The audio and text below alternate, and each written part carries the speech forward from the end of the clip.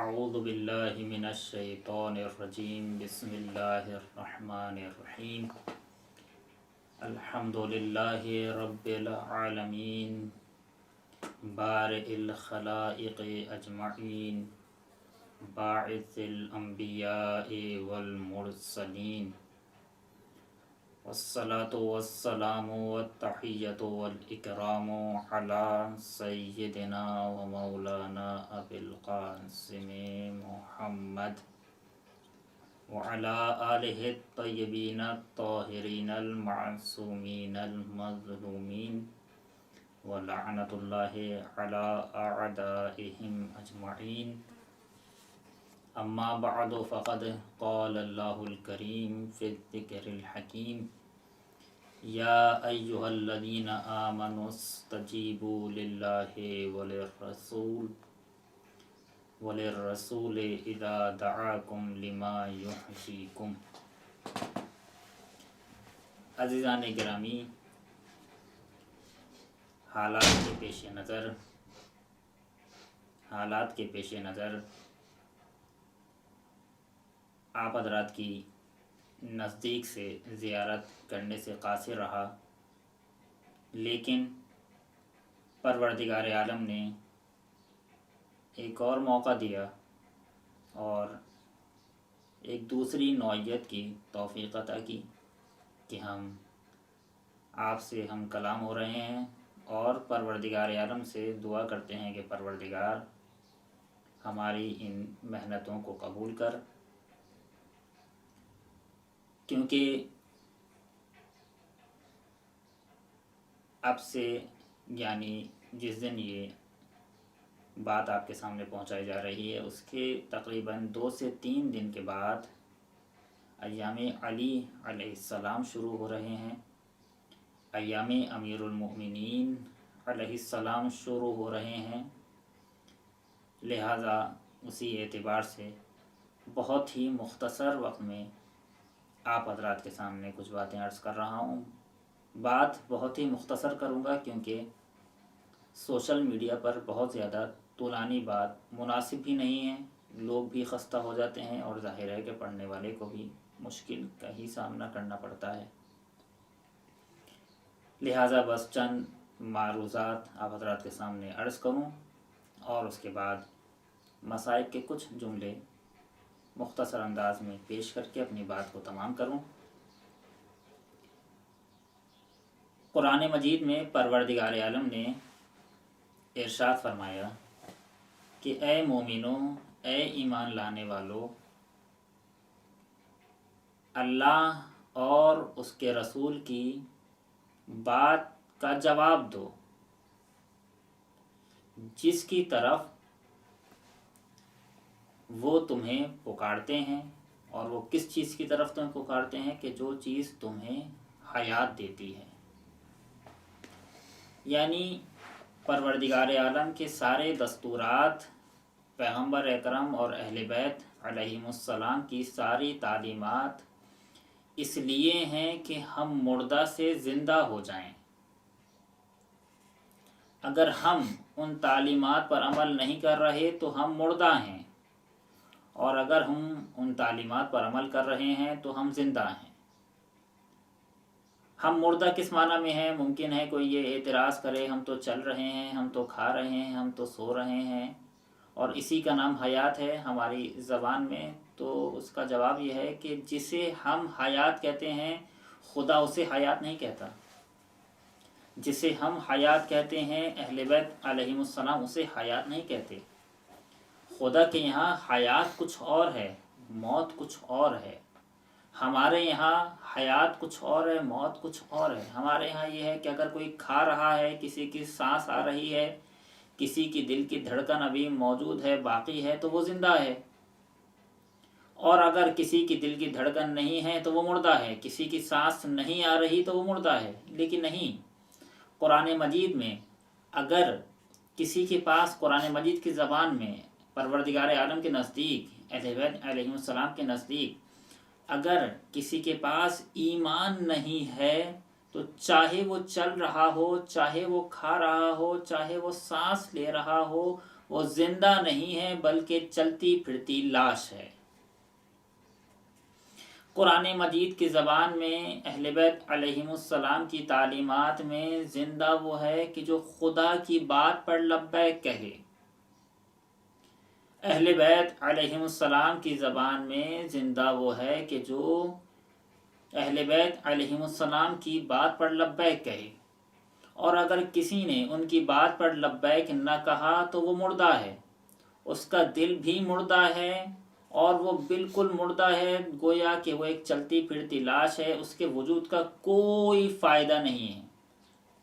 جس طرح سے مردہ ہے، اب اس کے وجود کا کوئی فائدہ نہیں ہے، دفن کر دینا چاہیے، اسی طرح سے جو اہل بیت علیہم السلام کی تعلیمات پر عمل نہیں کر رہا اور وہ مؤمن نہیں ہے، وہ زندہ ہی نہیں ہے، اس کے وجود کا کوئی فائدہ نہیں ہے۔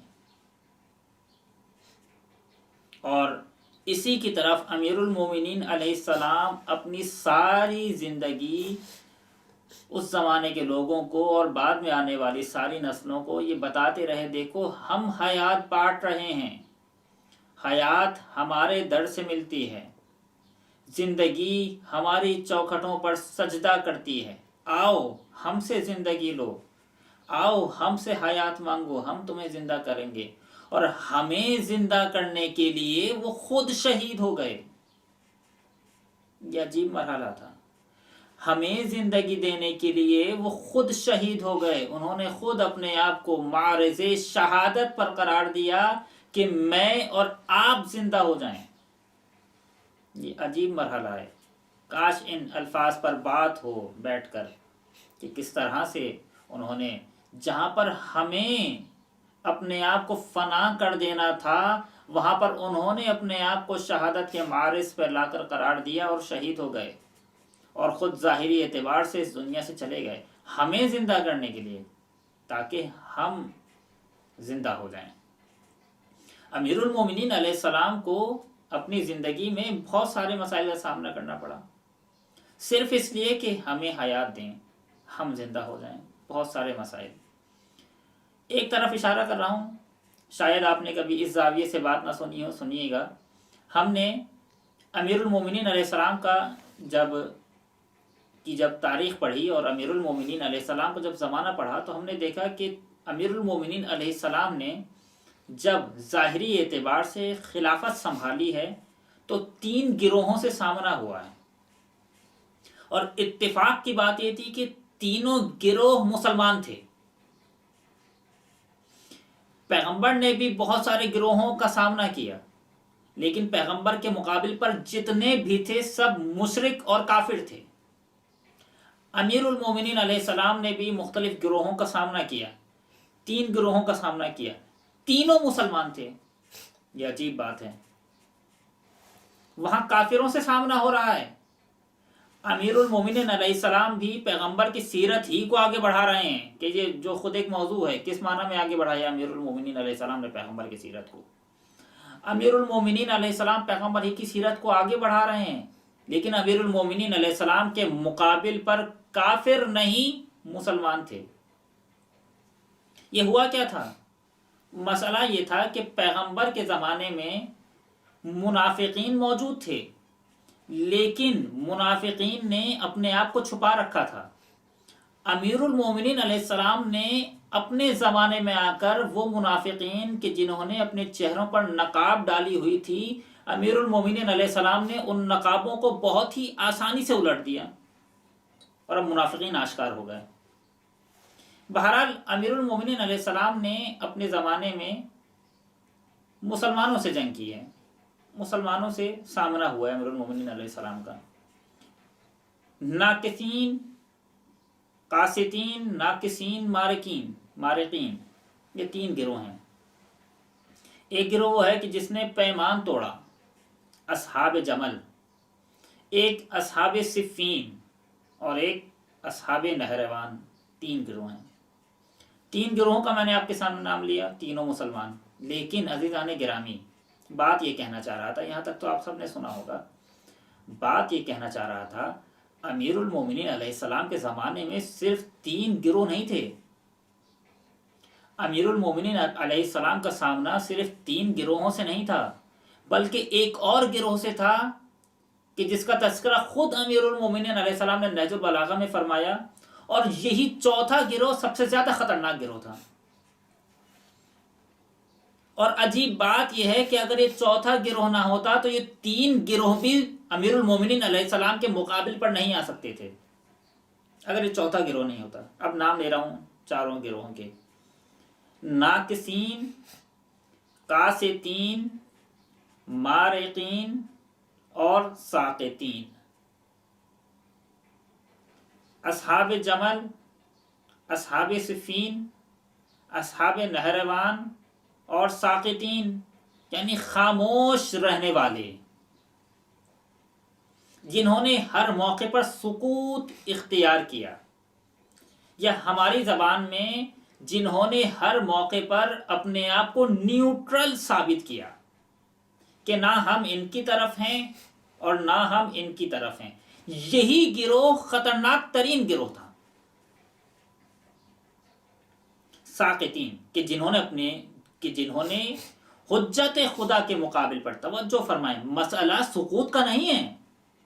سکوت اختیار کرنا چاہیے، سکوت کافی جگہوں پر بہت اچھی چیز ہے، لیکن حجت خدا کے مقابل پر سکوت، یہ کہاں کا انصاف ہے؟ امام وقت کے مقابل پر سکوت، یہ کہاں کا انصاف ہے؟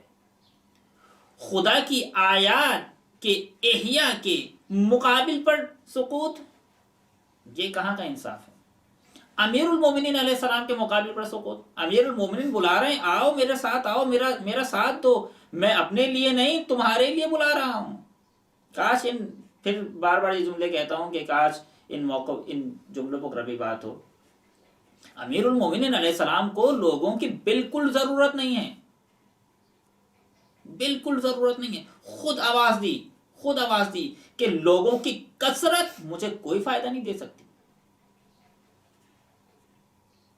لوگ اگر میرے پاس سے چلے جائیں تو مجھے کوئی وحشت نہیں ہوگی۔ خود امیر المومنین علیہ السلام نے بتایا، اہل بیت علیہ السلام کی تعلیمات میں سے آیا کہ اگر کوئی ان کا ساتھ دے، اگر کوئی ان کی ہمراہی کرو تو ان کا کوئی فائدہ نہیں ہے، ذرہ برابر فائدہ نہیں ہے۔ یہ عالم نور کی مخلوقات تھی، یہ ہماری وجہ سے اس زمین پر آئے ہیں، اس عالم مادہ میں آئے ہیں تاکہ ہمیں حیات دے دیں۔ ہم مردہ تھے، ہم مردہ معاشرے میں زندگی کرتے تھے، یہ عالم نور کو، عالم ولایت کو چھوڑ کر آئے۔ عالم ولایت کیا ہے، کبھی اس پر بات ہو۔ یہ عالم نور کو چھوڑ کر آئے اور عالم نور سے اس عالم میں آئے جو پست ترین عالم ہے، عالم مادہ پست ترین عالم ہے۔ اس بہترین عالم کو چھوڑ کر اس پست ترین عالم میں آئے میری اور آپ کی ہدایت کے لیے، تاکہ میں اور آپ زندہ ہو جائیں، کیونکہ ہم مردہ ہیں، ہم مردہ معاشرے میں زندگی گزار رہے ہیں، ہم مردہ لوگوں میں رہتے ہیں، ہمارے دل مردہ ہو چکے ہیں، ہمارے عمل مردہ ہو چکے ہیں، ہماری فکریں مردہ ہو چکی ہیں۔ یہ ہماری فکروں کو زندہ کرنے کے لیے آئے تھے، یہ ہمارے دلوں کو زندہ کرنے کے لیے آئے تھے، یہ ہمارے معاشروں کو زندہ کرنے کے لیے آئے تھے۔ ان کو کوئی فائدہ نہیں ہے۔ خود بار بار انہوں نے ہمیں احساس دلایا کہ اگر تم ہمارا ساتھ دے رہے ہو تو اس میں تمہارا ہی فائدہ ہے، ہمارا ذرہ برابر فائدہ نہیں ہے، آؤ ہمارا ساتھ دو۔ لیکن اس کے باوجود لوگوں نے ان کے مقابل پر سکوت اختیار کیا اور کہنے لگے ہم تو نیوٹرل ہیں، نہ ان کا ساتھ دیں گے نہ ان کا ساتھ دیں گے، نیوٹرل ہیں۔ نیوٹرلائزیشن، اتنے بے طرف ہیں آپ، نہ ادھر نہ ادھر، بے طرفی جرم نہیں ہے۔ حجت خدا اور اہل بیت علیہ السلام اور حجت آشکار، حجت بینہ کے مقابل پر بے طرفی عیب ہے۔ کہاں پر عیب نہیں ہے؟ ایک مثال دے دوں کہ جہاں پر بے طرفی عیب نہیں ہے وہاں پر بے طرفی ہونی چاہیے، اور وہیں پر لوگ بے طرف نہیں ہوتے، اور جہاں پر بے طرفی نہیں ہونی چاہیے وہاں بے طرف ہو جاتے ہیں۔ جہاں پر 2 باطل آپس میں لڑیں وہاں پر بے طرف ہو جاؤ۔ نہج البلاغہ کا جملہ ہے، اس جملے کا معنی بیان کر رہا ہوں کہ اگر 2 گروہ آپس میں جب فتنہ برپا ہو جائے، یہ قول آپ حضرات نے سنا ہوگا، اس کی میں جملہ نہیں پڑھنا چاہ رہا ورنہ اس کی مزید وضاحت کرنی پڑ جائے گی، جب فتنہ برپا ہو جائے تو خاموشی سے بیٹھ جاؤ۔ یہ فتنہ کیا ہے؟ فتنہ یہ ہے کہ جب دو باطل گروہ آپس میں لڑیں اور آپس میں ٹکرائیں اور آپس میں برسرے پیکار ہوں تو خاموشی سے اپنے آپ کو چھپا دو، اپنی زبانیں بند رکھو، اپنے گھروں میں محصور ہو جاؤ۔ کیوں؟ کس کا ساتھ دینا چاہ رہے ہو؟ اس کا ساتھ دو گے تو یہ غلط ہے، اس کا ساتھ دو گے تو یہ خطا پر ہے۔ تو کس کا ساتھ دینا چاہ رہے ہو؟ کسی کا بھی ساتھ نہیں دے سکتے۔ جب گھر سے نکلو گے تو کسی کا تو ساتھ دینا ہی پڑے گا، لہٰذا گھروں میں بیٹھو، زبانیں بند رکھو، نہ ان کا ساتھ دو نہ ان کا ساتھ دو، لیکن جہاں پر فتنہ نہ ہو۔ ہر لڑائی اور ہر معرکہ تو فتنے پر مشتمل نہیں ہوتا۔ اگر معرکہ حق اور باطل کا ہو، مسئلہ حق اور باطل کا ہو، جنگ حق اور باطل کی ہو، لڑائی حق اور باطل کی ہو، تو یہاں پر بے طرف ہو کر نہیں بیٹھنا، یہاں پر نیوٹرل ہو کر نہ بیٹھنا۔ اپنے آپ کو اپنے خولوں سے باہر نکالو، اپنے گھروں سے باہر نکالو، ساتھ دو، دیکھو حقیقت کس طرف ہے، حق کس طرف ہے، اور حق کا ساتھ دو۔ امیر المومنین علیہ السلام نے ہمیں ہماری زندگیوں کے لیے بلایا۔ اگر تم زندگی چاہتے ہو، اگر تم زندہ ہوتے ہو تو آؤ ہمارے پاس، ہم سے حیات لو، ہم تمہیں حیات دینے کے لیے آئے ہیں۔ اور پھر حجت خدا کے مقابل پر سکوت، ساکت، بالکل خاموشی۔ امیر المومنین علیہ السلام کو پیغمبر نے پوری زندگی پہچانوایا ہے، پوری زندگی۔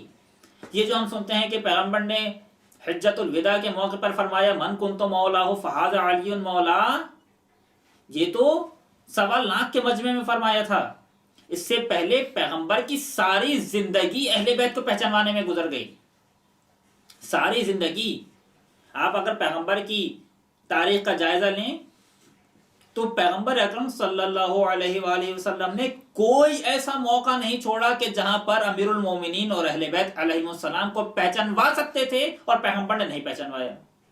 اور کوئی ایسا موقع نہیں چھوڑا پیغمبر نے کہ جہاں پر پیغمبر منافقین اور امیر المومنین اور اہل بیت علیہ السلام کے دشمن یا آنے والے دشمنوں کو پہچانوا سکتے تھے مگر پیغمبر نے نہیں پہچانوایا۔ کوئی ایسا موقع پیغمبر نے نہیں چھوڑا۔ اس کے باوجود کہ جب پیغمبر نے اتنا پہچانوایا اور پیغمبر نے اتنی زیادہ شناخت کرائی اہل بیت علیہ السلام کی، اور 1.25 لاکھ کے مجمع میں پیغمبر نے علناً پورا اعلان کیا باقاعدہ طور پہ امیر المومنین علیہ السلام کی ولایت کا، اس کے بعد پھر ایسا سب کچھ کہ پیغمبر کی شہادت کے کچھ ہی دنوں کے بعد لوگوں نے پیغمبر امیر المومنین علیہ السلام کو دروازہ چھوڑ دیا، امیر المومنین علیہ السلام کو تنہا چھوڑ دیا اور سکوت اختیار کیا۔ کہنے لگے خبردار، ابھی وہاں نہیں جانا، ابھی حالات مناسب نہیں ہیں۔ حجت خدا کے دروازے کو آگ لگائی جا رہی ہے اور آپ کہہ رہے ہیں کہ ابھی وہاں نہیں جانا، سکوت اختیار کرو۔ اس سے بدترین بے طرفی کہیں مل سکتی ہے؟ جی نہیں۔ ایسی بدترین بے طرفی کہ وہ کہ جو ہمیں حیات دینے کے لیے آیا تھا اسی کو تنہا چھوڑ دیا گیا۔ اور جو میں نے جملہ کہا تھا، بس ہلکے ہلکے اپنی بات کے اختتام کی طرف آ رہا ہوں کیونکہ میں کہہ چکا کہ یہ مجلس بہت زیادہ طولانی نہیں ہوگی۔ عجیب بات یہ ہے کہ اگر یہ چوتھا گروہ نہ ہوتا تو یہ تینوں گروہ بھی نہ ہوتے، نہ ناقصین ہوتا، نہ قاسطین ہوتا، نہ مارقین ہوتا، اگر ساقطین نہ ہوتے، اگر ساقطین نہ ہوتے۔ یہ ساقطین ہی تھے کہ جن کی پشت پر سوار ہو کر ناقصین آگے بڑھے، یہ ساقطین ہی تھے جن کی پشت پر سوار ہو کر مارقین آگے بڑھے، یہ ساقطین ہی تھے کہ جن کی پشت پر سوار ہو کر قاسطین آگے بڑھے۔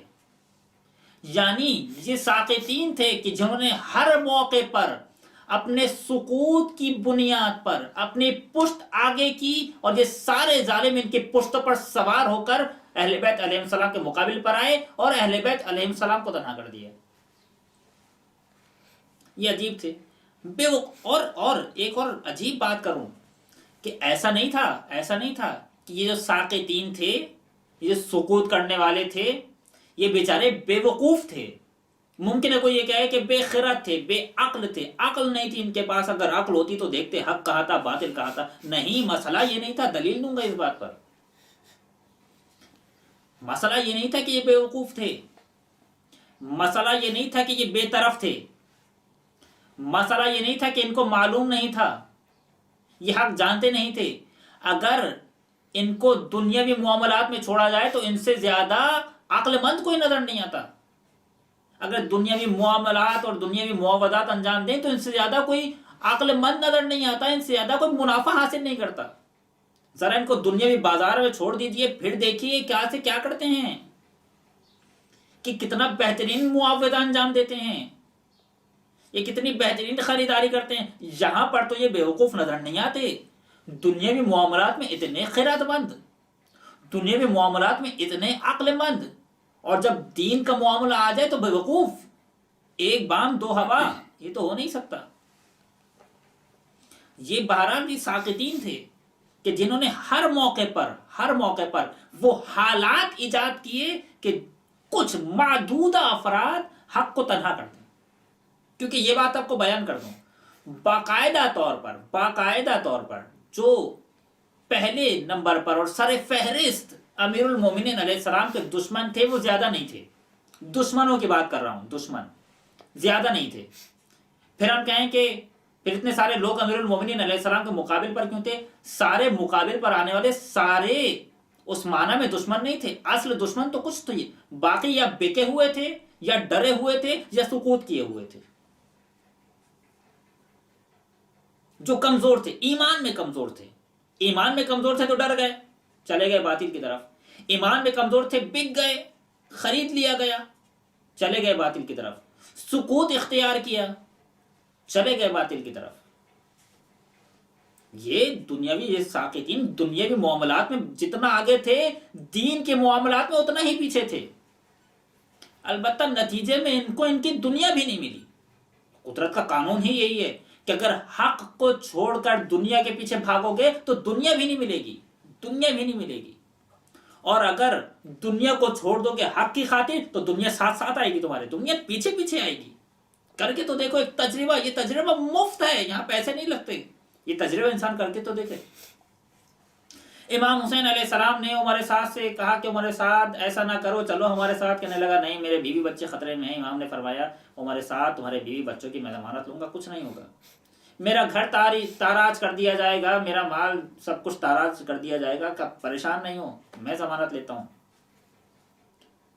ملک رائے کی حکومت بھی مل جائے گی، پریشان نہیں ہو.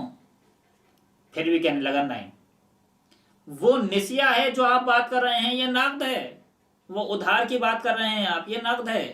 آپ نے دیکھا دنیاوی معاملات میں دماغ کیسا تیز چل رہا ہے، نسیہ اور نقد سب سمجھ رہا ہے. یہ وہ نسیہ ہے، ادھار ہے جو آپ کہہ رہے ہیں، اور یہ نقد ہے جو میں بات کر رہا ہوں.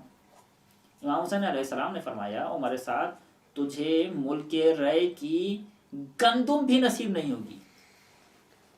تو کہنے لگا میں جو کھا لوں گا، کوئی مسئلہ نہیں ہے، جو کھا لوں گا.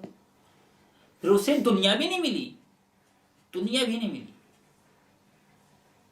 جو حق کو چھوڑ دے گا باطل کی خاطر، اس کو دنیا بھی نہیں ملے گی، اور جو وعدے ہیں سارے وعدے نابود ہو جائیں گے.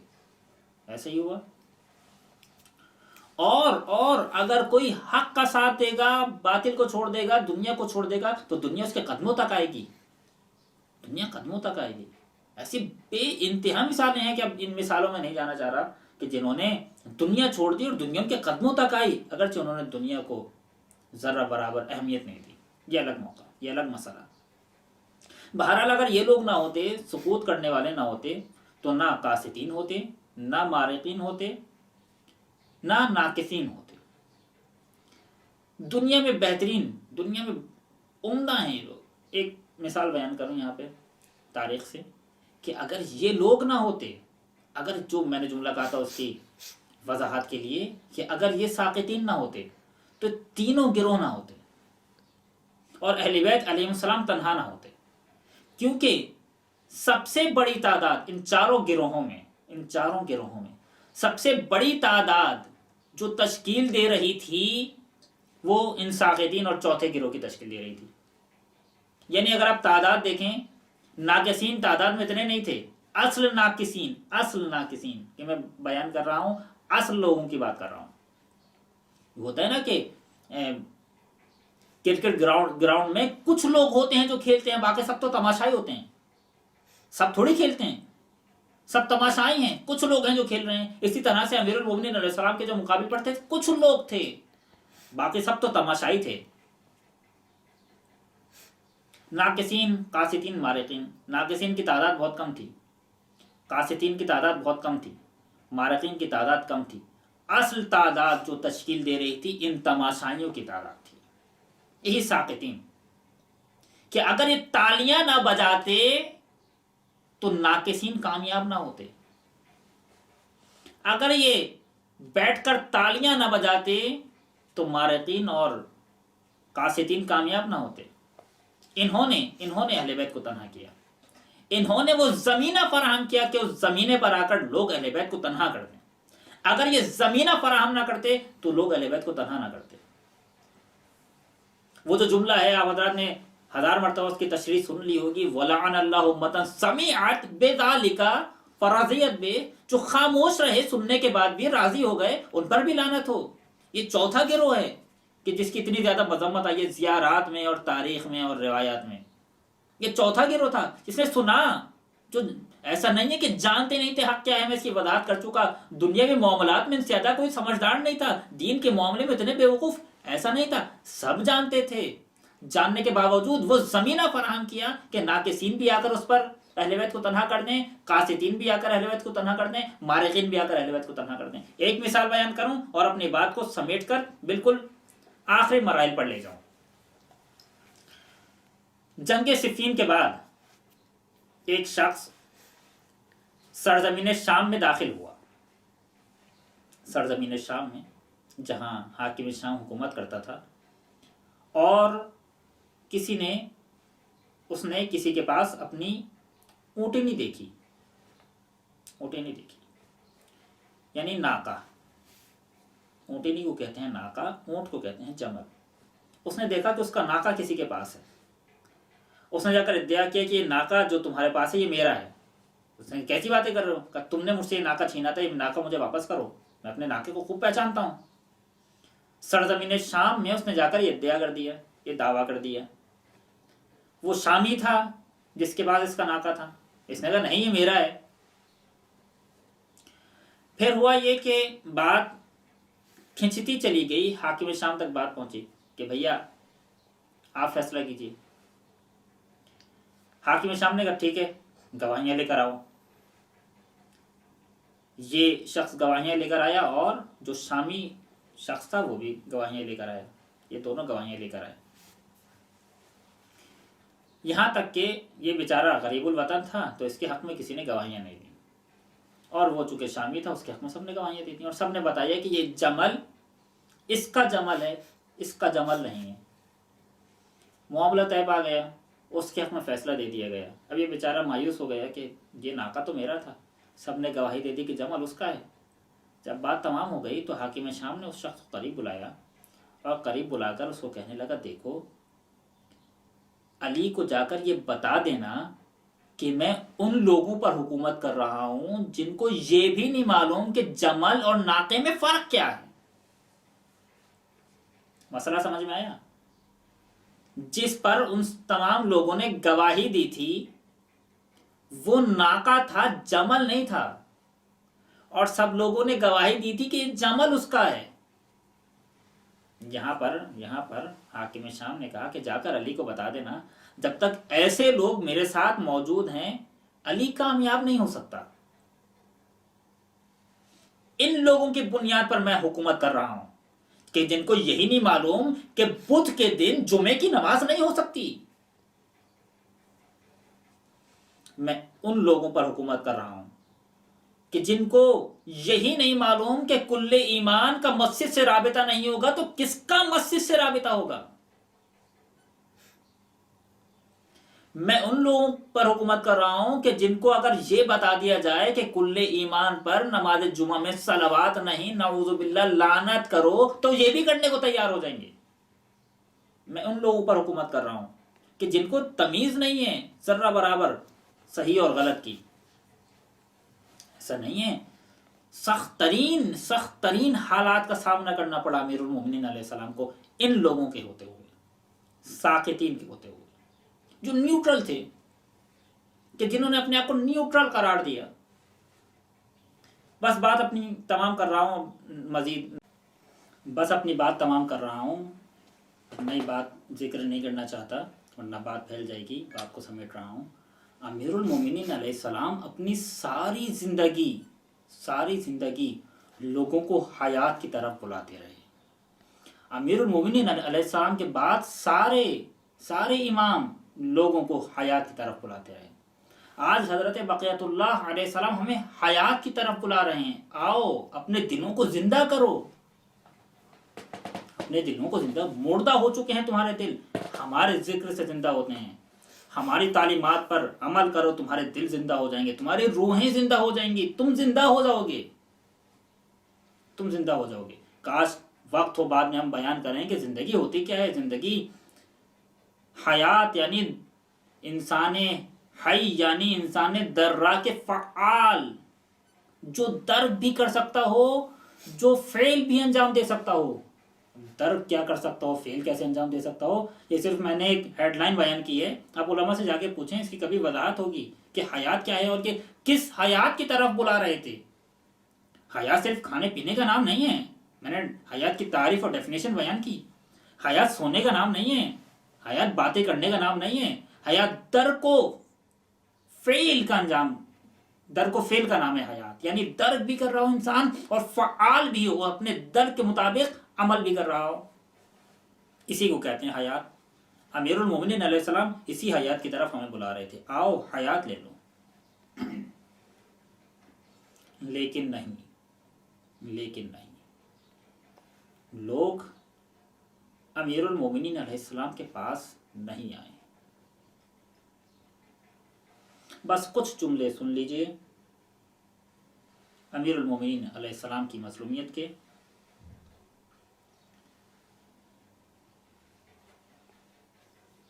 پیغمبر صلی اللہ علیہ وآلہ وسلم شعبان کے آخری جمعے خطبہ شعبانیہ دے رہے تھے.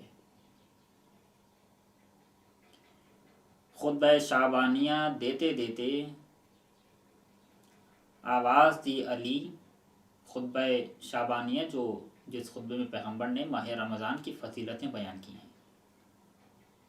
آواز دی علی، یہی وہ ماہ رمضان ہوگا کہ جس میں تمہیں شقی ترین انسان شہید کر دے گا.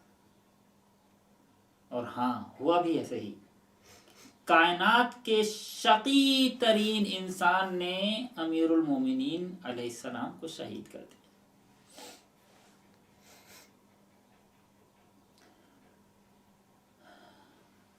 امیر المومنین علیہ السلام خطبہ دے رہے تھے.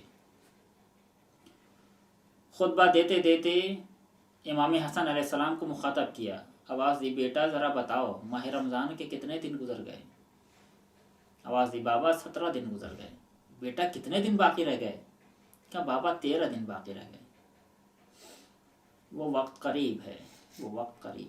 یا علی، کون سا وقت قریب ہے؟ یہ راز تو اس وقت کھلا کہ جب امیر المومنین علیہ السلام نے شب 19 ماہ رمضان اپنی بیٹی کے گھر افطار کیا.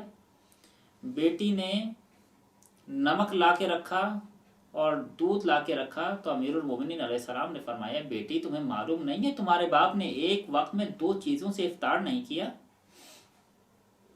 جناب ام کلثوم چاہتی تھیں کہ نمک اٹھا کے لے جائیں تو آواز دی، نہیں بیٹی یہ دودھ اٹھا کے لے جاؤ، کہ خدا کے حلال پر حساب ہے اور حرام پر عقاب ہے.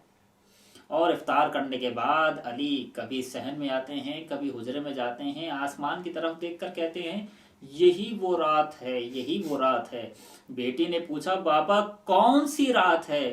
بیٹی یہی وہ رات ہے کہ جب میں اپنے مالک کے قریب ہو رہا ہوں، میں اپنے مالک سے ملنے والا ہوں۔ یہاں تک کہ علی نے کس بے چینی سے رات گزاری۔ علی موت سے بے چین نہیں ہے، موت کی وجہ سے بے چین نہیں ہے، علی تو موت سے کھیلا کرتے تھے، علی لقاء اللہ کی وجہ سے بے چین ہیں۔ وہ وقت آ گیا کہ جس کا میں مشتاق تھا، مجھے لقاء اللہ نصیب ہو رہا ہے۔ اور علی اسی انتظار میں گھر سے باہر نکلنے لگے۔ مرغابیوں نے علی کا راستہ روکا، آواز دی خبردار، اگر ان کا خیال نہ رکھ سکو تو انہیں آزاد کر دینا۔ یا علی، مرغابیوں کو اتنا خیال ہے آپ ہی کی اولاد ہوگی، سرزمین کربلا ہوگی، آوازیں آ رہی ہوں گی العطش العطش۔ یا علی، اس وقت کیا ہوگا؟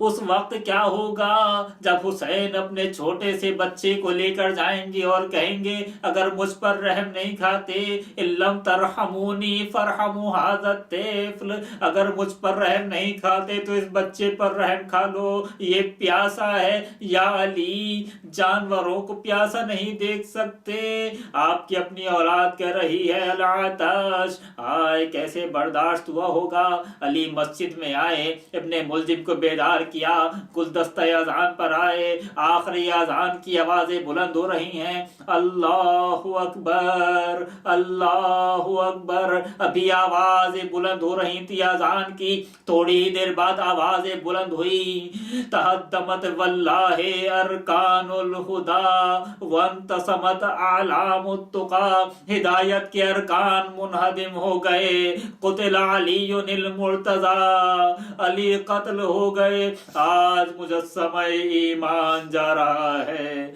انا للہ و انا الیہ راجعون۔